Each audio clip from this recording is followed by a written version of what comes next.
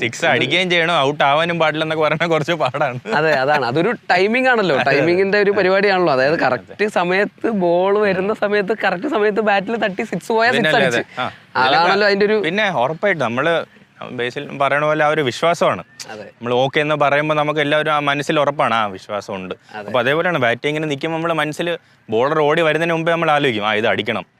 അപ്പൊ അതില് നമ്മൾ രണ്ടാമത് ഈ ഔട്ടായ വീട്ടുകാരെ നാട്ടുകാരെന്നൊക്കെ ആലോചിച്ചോണ്ട് പിന്നെ ഉറപ്പായിട്ട് ഔട്ടാവും.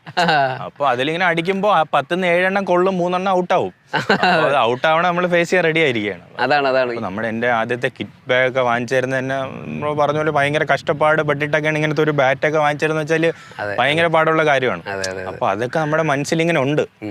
അപ്പൊ അതും കഴിഞ്ഞ് ബാറ്റിലൊക്കെ മാച്ചിലൊക്കെ ഔട്ടായൊക്കെ ഞാനൊക്കെ ചിലപ്പോഴൊക്കെ ഔട്ടാവും. വീട്ടില് ഫോൺ വിളിക്കണമല്ലോ, ഫോൺ വിളിച്ചിട്ട് എന്താ അച്ഛൻ ചോദിക്കും, എടാ എന്തായി, അച്ഛാ 30 നോട്ട് ഔട്ട്.